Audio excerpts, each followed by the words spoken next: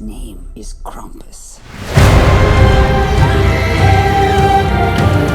He and his helpers did not come to give, but to take.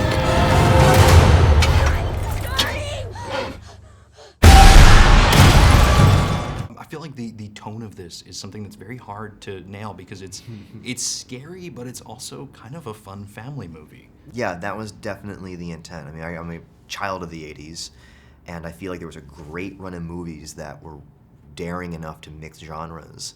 And so they would make you laugh and scream all in the same breath, and they just don't make movies like that anymore. So my cohorts and I said, well, why don't we just give it a shot? We immediately bonded over our love of the 80s Amblin movies, like Gremlins and Poltergeist and these movies that we grew up on. The fact that we both miss those kinds of movies that have a sense of horror to them, but also have a real innocence and sweetness about them.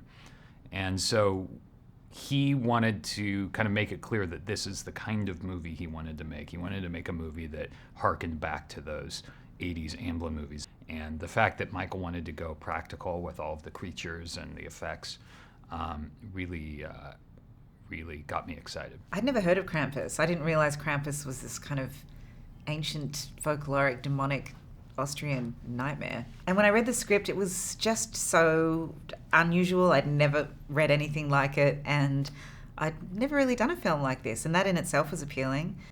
But I loved it because it kind of jumps around, and you think it's one thing, and then it's really surprising. And as an audience member, as well as someone who's working on the film, that's what I look for. I like to be surprised. I'm a huge horror movie fan, and so I sought out a horror film to do. And I guess Michael was a Fargo fan, and I think he said to someone, I kind of want an Allison Tolman type for that role. And they said, we know her. We can give her this script. So then it came across my desk, and I got to read it and sort of fell in love straight away. Tell me a little about working with practical effects, which is one of the very cool things about this movie. It's one of my favorite things about this movie, and one of the things that really sold me on it was that they kind of wanted to not do so much CGI and do these practical effects. And to bring in Weta Workshop to build these creatures was just genius, and I think really helped make the film.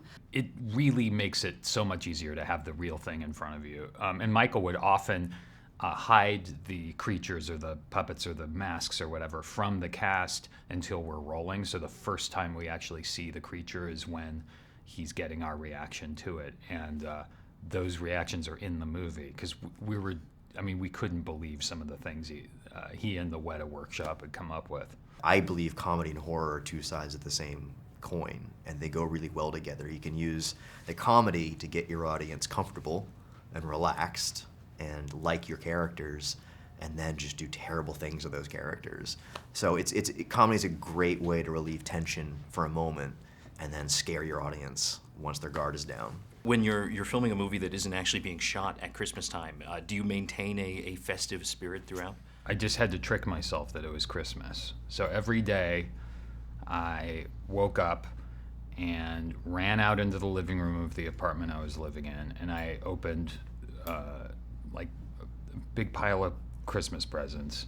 My kids were with me, so we had to buy them a whole new round of presents every day just to convince myself that it was Christmas time. It was incredibly expensive and logistically almost impossible because we were in New Zealand, and in New Zealand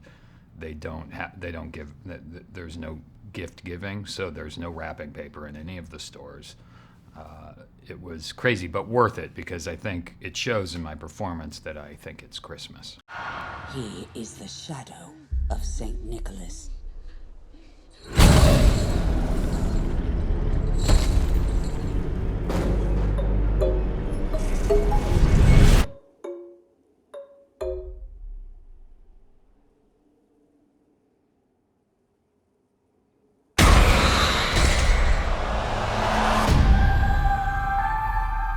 It's Christmas.